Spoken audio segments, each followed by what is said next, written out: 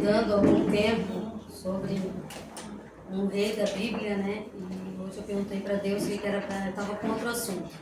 E fiquei pensando entre os dois, mas foi esse que veio ao meu coração para hoje dividir com os irmãos. Eu queria fazer uma pergunta. Quando a gente pensa num rei do Antigo Testamento, quem é o rei que vem na nossa cabeça? Tirando Deus. Salomão. Salomão. Eu também. Salomão. Mais alguém? Eu achei que ia ser unânime Davi, mas foi Salomão. É um rei também, né, que teve muita sabedoria, apesar de se perder no meio dela. Né? Mas do rei que eu quero falar hoje é de Ezequias. Ezequias, para mim, tem uma história muito boa. Né? Eu tive escutando algumas pregações sobre, tive lendo ali algumas passagens da Bíblia, que a passagem dele é relatada em Isaías, em 2 Reis e 2 Crônicas, né? Que fala dos reis do Antigo Testamento. Né? Então, é um rei que eu acho que a gente tem muito o que aprender com ele. Mas antes de falar um pouquinho dele, eu vou fazer o resumo bem rápido do pai dele. Né? O pai dele foi Acais. Eu não sei se todo mundo conhece a história de Acais, mas Acais, ele foi filho de Jotão, tinha 20 anos quando começou a reinar. E ele reinou por 17 anos. Porém, Acais foi um desastre. Né? Acais levantou tronos para queimar incenso, Acais fez holocausto a outros deuses, principalmente sacrifício do próprio filho, né? Ele sacrificou o próprio filho aos deuses da Síria e esqueceu, né, que quem era o Deus verdadeiro, o Deus de Israel. Ele não fez o que era reto aos olhos de Deus, né? A história dele está ali em 2 Crônicas 28, depois se alguém quiser procurar, e tem em 2 Reis também 16. Né?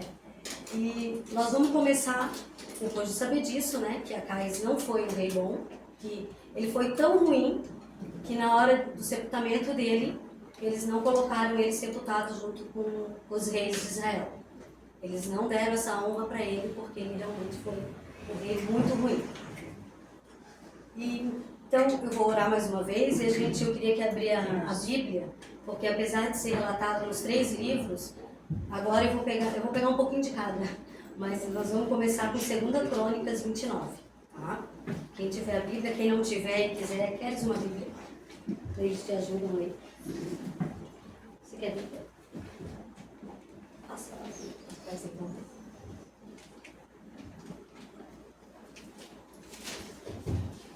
Oremos. Senhor, meu Deus, muito obrigada, Pai, por mais uma oportunidade, Pai, de estar na Tua casa, Senhor, junto com o Teu povo, Pai.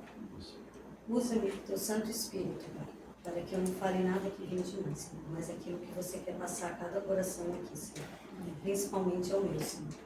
Que o Teu Santo Espírito use-me para ser instrumento em Tuas mãos. Eu te peço em nome de Jesus. Amém. Começando ali em 2 Crônicas 29, todos acharam? Diz assim: tinha Ezequias 25 anos de idade quando começou a reinar. Ele reinou 29 anos em Jerusalém. Sua mãe se chamava Abia e era filha de Zacarias. Versículo 2: fez ele o que era reto perante o Senhor, segundo tudo o quanto fizera Davi seu pai. Então, só nesses 3 primeiros capítulos aqui, nos dois capítulos, eu já me fiz uma pergunta. Será como foi a infância de Ezequias? Né? O que Ezequias herdou do pai dele? Se Acais tinha sido um péssimo rei, tinha perdido o exército, tinha perdido todas as riquezas, porque ele deu até as peças do trono do templo de Deus que Salomão fez, ele passou para os assírios, né? Então, assim, o que Ezequias tinha de bom no passado dele para poder ser um bom rei? Porque aqui Deus diz, ele fez o que era reto perante os olhos de Deus. Completamente diferente do pai dele. Né?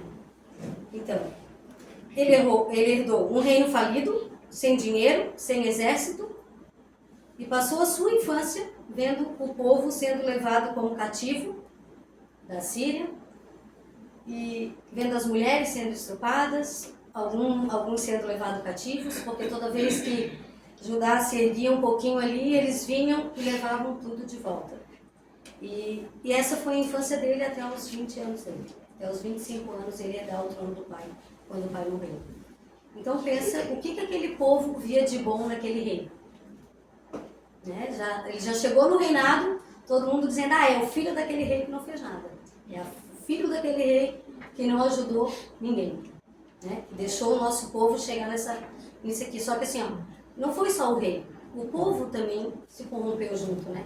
O povo também ia queimar incenso, fazer holocaustos, né? Então, o povo estava sem direção porque o rei não passava a direção. Mas então, Ezequias fez uma escolha. E é o que a gente deve fazer na nossa vida. A gente deve escolher. Pode falar. Eu acho, minha irmã, que diz que o sábio diz que aprende com os erros dos outros, né? Provavelmente ele era sábio, aprendeu com os erros dos outros. Isso, então, o que ele pensou? Meu pai é Acais, não fez nada de bom. Então eu vou fazer o que o meu pai Davi, meu antepassado lá atrás, fez de bom. Né? E ele meio que se espelhou na história de Davi para fazer o que era bom para o povo e para ele mesmo. Né? Então, é o que a gente pode fazer. Eu acho que todos nós podemos escolher. Não importa o quanto a gente passou, quais são as nossas origens, se o meu pai era um alcoólatra, se a minha mãe me abandonou, se eu tive outras famílias que não eram a minha, a gente pode fazer as nossas escolhas. Porque Deus cria cada um de nós individual para sermos aquilo que a gente quer. A gente tem o livre-arbítrio. Então, por mais que seja difícil, a gente deve escolher o caminho que é reto perante os olhos de Deus.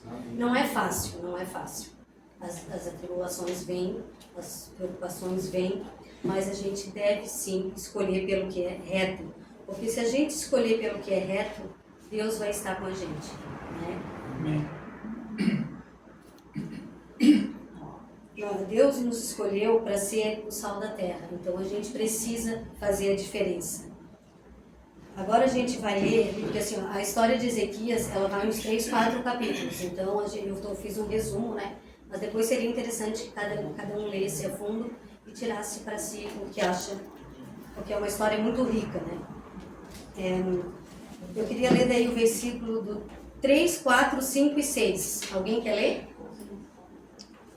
Ele, no ano primeiro do seu reinado, no mês primeiro, abriu as portas da casa do Senhor e as reparou.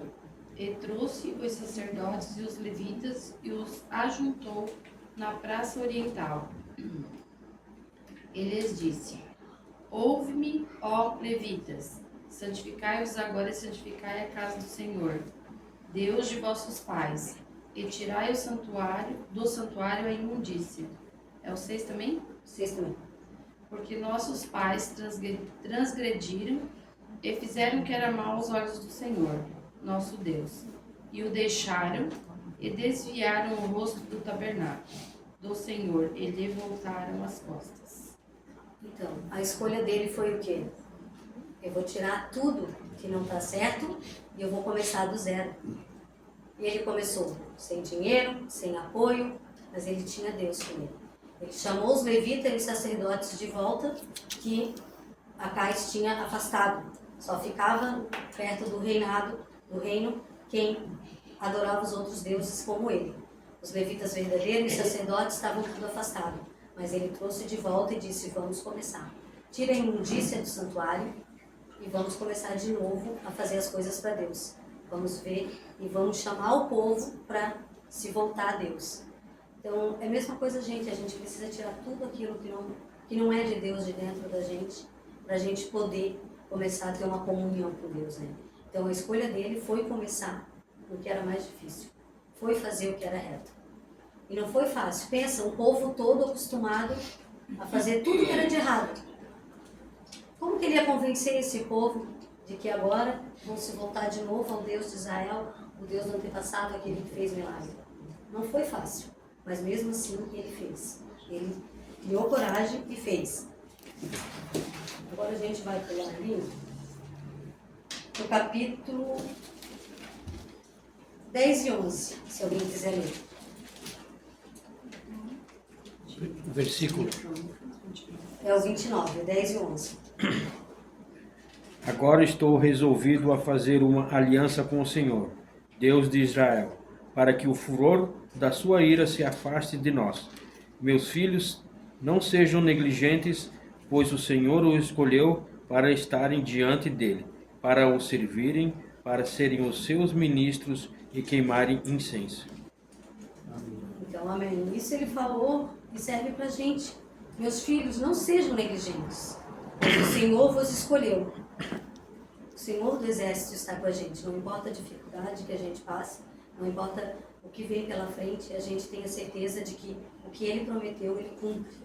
E se Ele prometeu que aqui a gente teria aflições, mas Ele também prometeu que lá nós vamos ter uma vida eterna e cheia de felicidades. Então a gente precisa não negligenciar as coisas de Deus. A gente precisa ter compromisso com as coisas de Deus, a gente precisa ir à frente das coisas de Deus. E Ezequias convidou todo Israel para a festa da Páscoa. Agora nós vamos lá para o capítulo 30, né? Ele chamou o povo e ele falou isso. Aí lá no capítulo 30, depois disso Ezequias, o versículo 1, tá? Depois disso, Ezequias enviou um mensageiro por todo Judá e escreveu também cartas a Efraim e Manassés, para que viesse à casa do Senhor em Jerusalém para celebrarem a Páscoa, do Senhor de Israel. Porém, ele chamou todas as cidades ao redor de Jerusalém. Só que ele não tinha sacerdote suficiente para o sacrifício, os sacrifícios eram muitos. E os sacerdotes não davam conta, apesar de trabalhar incessantemente, vários dias, noite e dias, não davam conta. Mas o povo se alegrou com isso. Ali, em todo o capítulo 30, vai estar relatando que o povo foi buscar, sim, a Deus. O povo estava cansado daquilo que vivia. E eles se alegraram e trouxeram muitas ofertas ao templo. E foi assim que Ezequias começou a levantar o trono de Deus. Pela fé em Deus. Ele não tinha nada além da fé, mas ele foi e ele fez. Vamos ler o versículo 6 também, se alguém quiser ler, do 30, versículo 6. 3? Não, 6, desculpa, 6.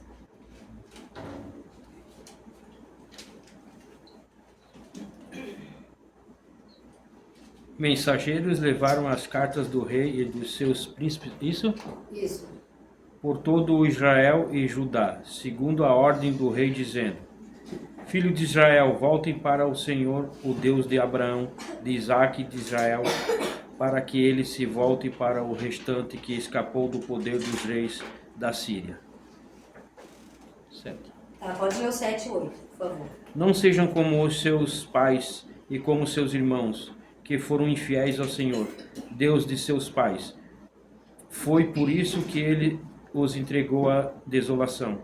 Como vocês estão vendo, não sejam teimosos como seus pais. Entreguem-se ao Senhor e venham ao seu santuário, que ele santificou para sempre. Sirvam ao Senhor, ó Deus de vocês, para que o furor de sua ira se afaste de vocês. Então, assim, esse é um convite para a gente também, para a gente não se afastar das coisas do Senhor, porque só nele a gente vai conseguir vencer esse mundo. Só Ele tem o poder de nos dar, né? Depois do sacrifício de Jesus. E o mais impressionante é que assim, ó, aqui nem tinha o sacrifício de Jesus ainda. Mas esse rapaz, no auge da adolescência dele, né? No auge da juventude dele, ele teve todo esse discernimento de trazer um povo todo de volta a Jesus.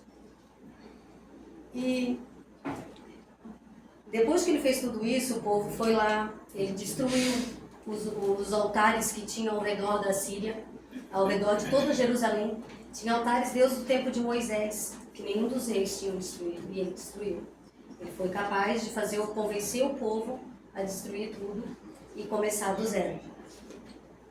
Agora eu pergunto para vocês, E com tudo isso, né, ele conseguiu chegar a esse auge. Ele foi feliz para sempre, acabou? Não. Porque mesmo a gente estando no caminho do Senhor, mesmo a gente fazendo o que é reto aos olhos do Senhor, as nossas aprovações vão vir. Para ele não foi diferente. As aprovações vieram. Vieram. E o que ele fez? Ele se voltou ao Senhor mais uma vez. Depois que ele fez tudo isso, que o povo veio e adorou ele, adorou a Deus e começou a se convencer e destruiu todas as idolatrias que eles tinham, o rei da Síria veio querendo invadir novamente, porque já era hábito, né? De tempo em tempo eles invadiam e levavam as riquezas e levavam o povo cativo. E a gente está falando de um rei que já tinha conquistado 45 cidades ao redor. Não era qualquer rei. Nenhum exército estava vencendo o rei, como é que é o nome dele? Senaqueribe. Ninguém estava vencendo esse rei da Síria, porque ele tinha realmente um exército muito forte. E como o povo estava todo voltado à idolatria, Deus tinha deixado que ele fizesse isso e que ele invadisse a cidade, que ele levasse as riquezas e que ele fizesse o povo cativo. No capítulo 32 de Crônicas, nós vamos pular lá para 32. Tá? Senaqueribe, ele manda uma afronta ao Deus de Israel. E além de mandar uma afronta ao Deus de Israel, ele manda um mensageiro dele falar em nome dele para todo o povo. E esse mensageiro diz o seguinte: vocês vão confiar em Ezequias? Se nenhuma das outras nações me venceram, se nenhuma das outras nações, os deuses delas foram capazes de suportar o meu furor, a minha ira, do meu Deus, vocês vão se juntar a ele ou já vão se render a mim? Daí, vendo que o povo calou-se, até porque foi uma ordem dele, que o povo não respondesse, que o povo ficasse calado, depois vocês vão poder ler um pouco mais a fundo isso, ele mandou também um mensageiro falar direto a Ezequias, que era o rei, dizendo para ele: tu acha que o teu Deus vai te livrar de mim? Tu acha que o teu Deus vai ser capaz de me livrar do meu exército? E com isso, Ezequias, é claro, ele ter tido medo. Não tem como não, né? Tinha um exército acampado fora da cidade, só esperando para atacar. Ezequias já tinha um exército nessa época, ele já tinha conquistado um exército, mas esse exército não seria páreo ao rei da Síria. Então, o que ele fez? Ele se postou, ele se humilhou, ele orou, ele rasgou as vestes e pediu socorro a Deus. E ele foi esperto, ele não falou: o rei da Síria, Senaqueribe, está vindo contra mim. Não, ele falou contra ti. Ele falou a Deus, ele falou contra ti, ele desonrou o teu nome. Ele está desafiando que o rei dos exércitos, o rei verdadeiro, aquele que não tem imagem, aquele que não se quebra, não é capaz de vencer o exército dele. E com isso, aparece o profeta Isaías, porque o profeta Isaías foi o que estava lado a lado ali com Ezequias, né? Por isso também é relatada a história deles ali em Isaías 36 até o 39. Aí a gente vai ler aqui, ó, capítulo 32, versículo 12. 32, 12.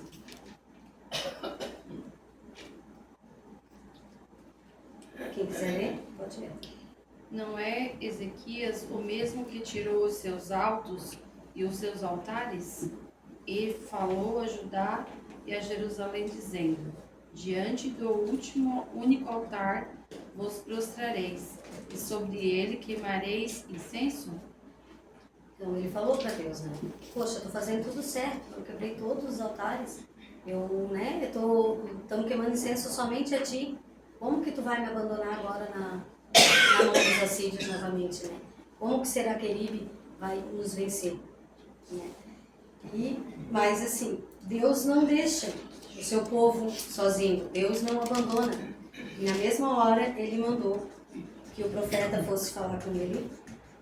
E daí eu queria que lesse ali, ó.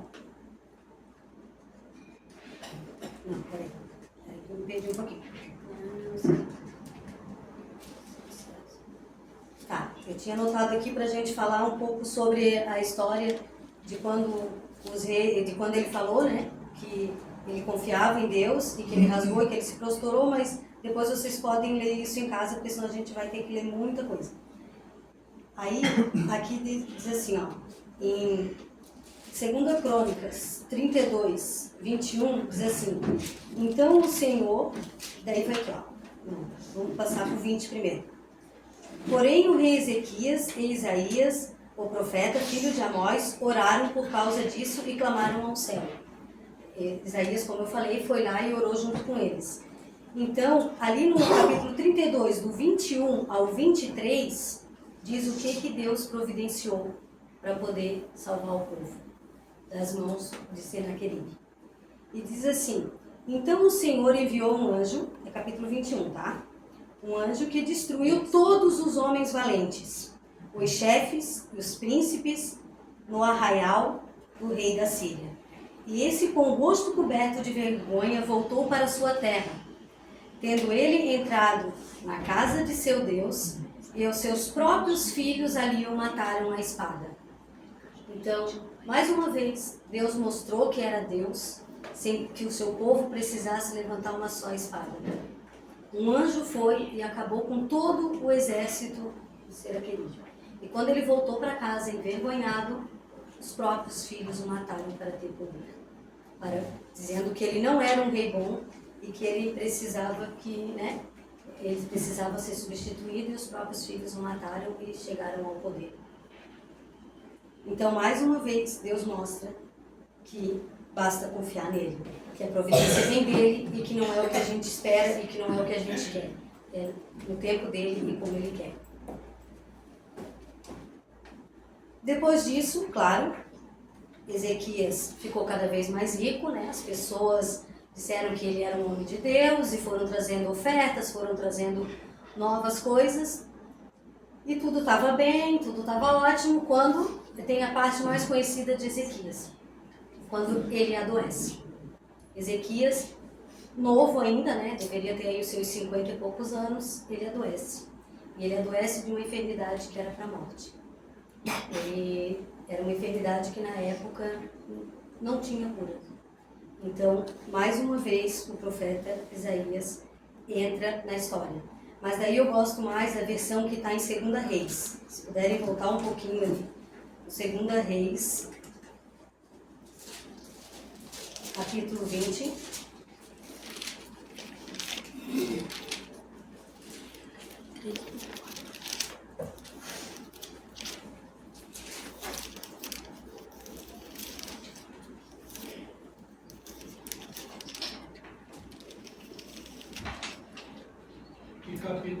Capítulo 20, tá? Fala da doença dele, né?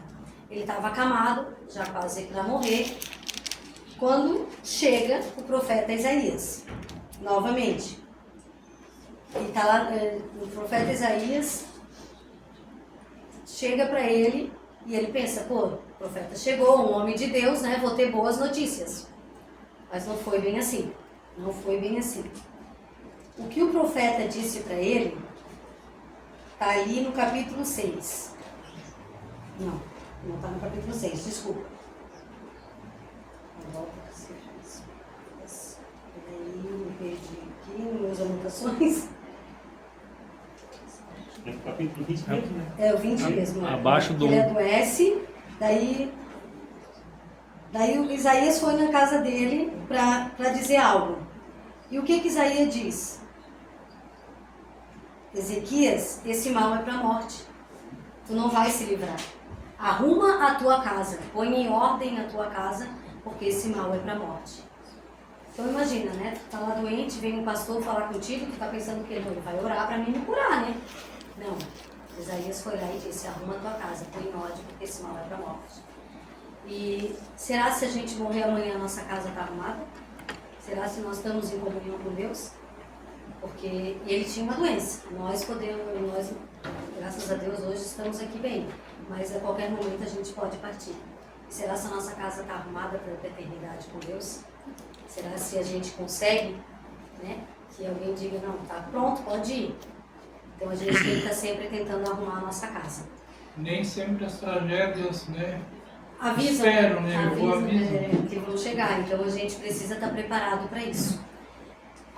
Então Ezequias mais uma vez chorou, se prostrou e se humilhou para Deus. E disse: Pai, eu não quero morrer, não quero ir embora, me dê mais uma chance. E na mesma hora, Isaías já tinha saído da casa de Ezequias. Deus veio a Isaías e disse: volta lá. E daí está lá no capítulo 6, que diz: acrescentei aos teus dias 15 anos, e das mãos do rei da Síria te livrei, e a ti e a essa cidade defenderei.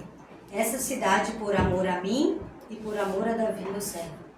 Então Deus teve compaixão de Ezequias mais uma vez e acrescentou 15 anos na vida dele. Com isso, Qual foi o verso que o irmão está lendo agora? era o verso 6 do capítulo 20 de 2 Reis. Disse mais Isaías: tomai, que é o 7 já, tomai uma pasta de figos. Tomaram e na puseram sobre as úlceras e ele se recuperou a saúde. Então, quer dizer, mais uma vez foi um milagre, porque aquela enfermidade todos que pegavam morriam.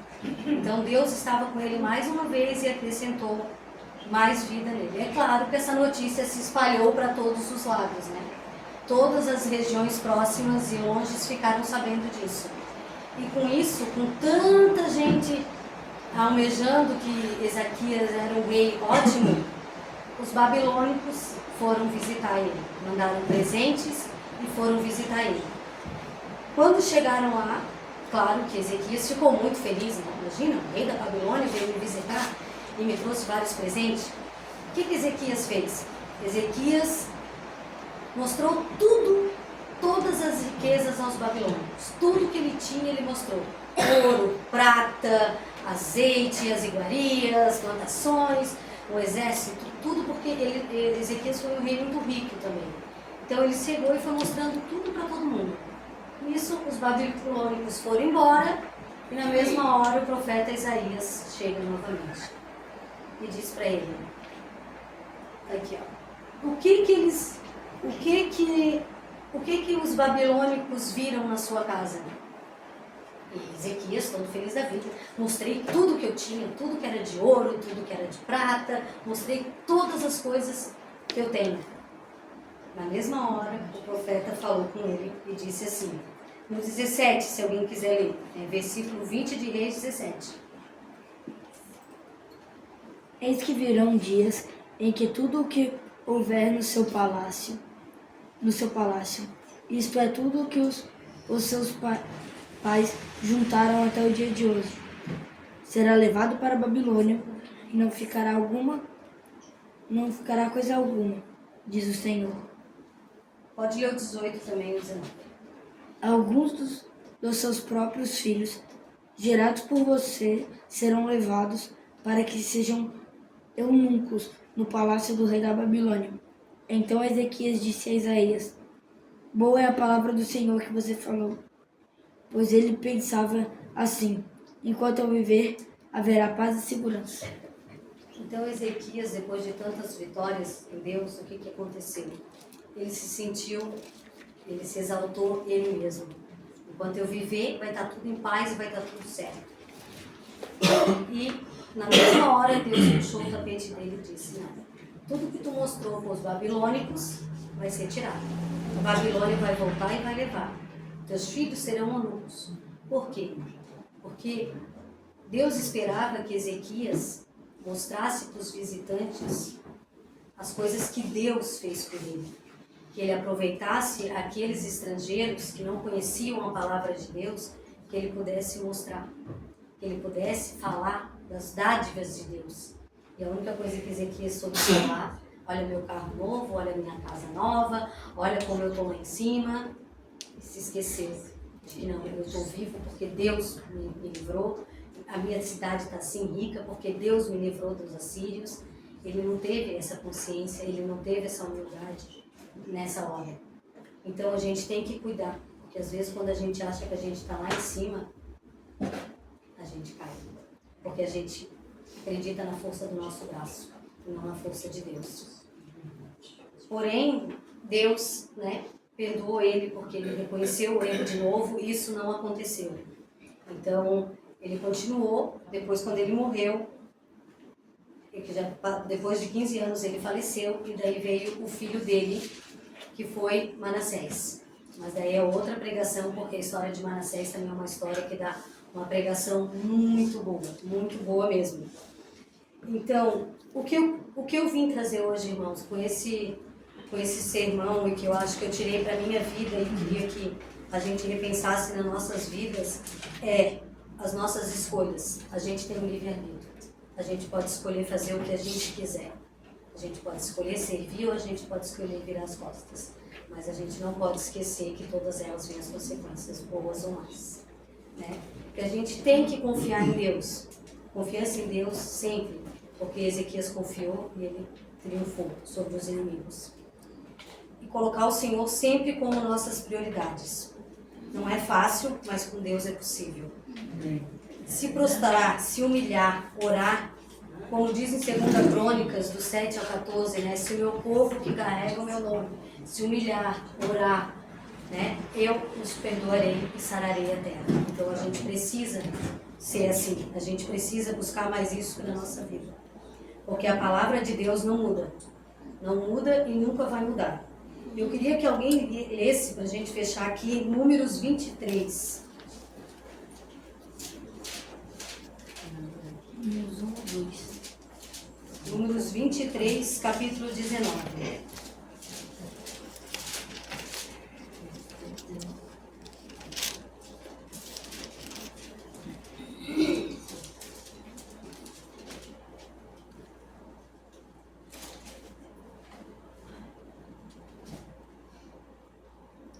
Deus não é homem para que minta, nem filho do homem para que se arrependa. Porventura, tendo ele prometido, não o fará? Ou tendo falado, não o cumprirá? Amém. É isso, gente. Ele é fiel. Ele vai ser fiel para a gente até os últimos dias, se a gente continuar na presença dele.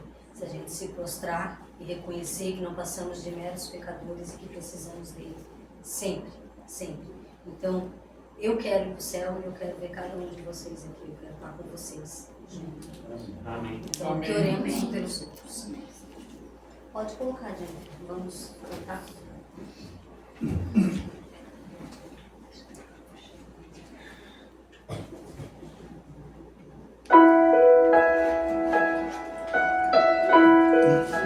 De pé, por favor.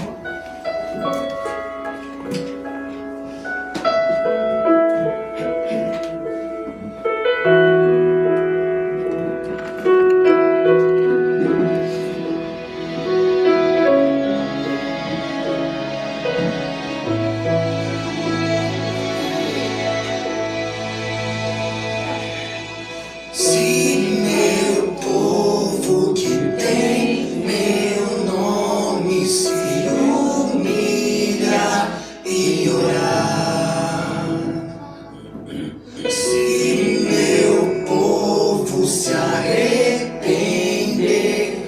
dos seus caminhos maus, então os ouvirei e os perdoarei, sararei a terra e suas feridas. Eu me levantarei para os defender, defenderei o povo que leva o meu nome.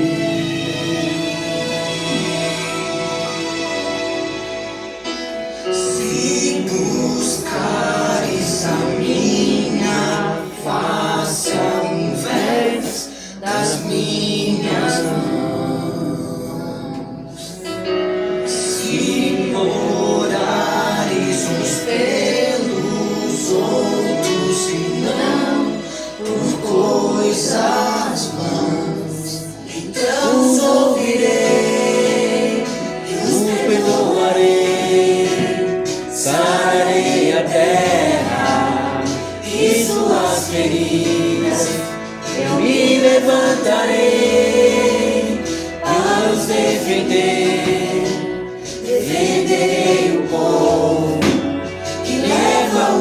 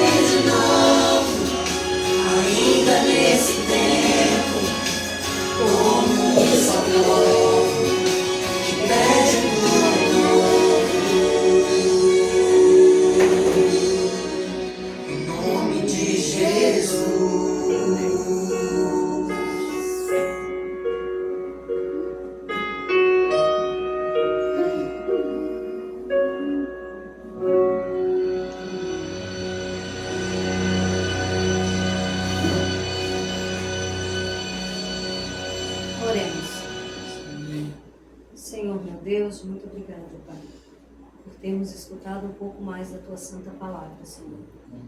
Nos ajude, Pai, no restante dessa semana, nos ajude na nossa vida, Pai, para que as nossas escolhas nos levem mais perto de Ti, Senhor. Para que a gente nunca deixe de confiar na Tua destra, Pai. Amém. Porque ela nos sustenta, Senhor.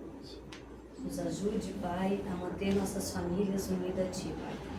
Cuida de cada família aqui presente e nos leva aos nossos lares em segurança, com alegria, para que voltamos à Sua casa no sábado, Senhor, para Te honrar e Te glorificar, Senhor. Amém. Perdoa nossos pecados, esteja com a gente, em nome de Jesus.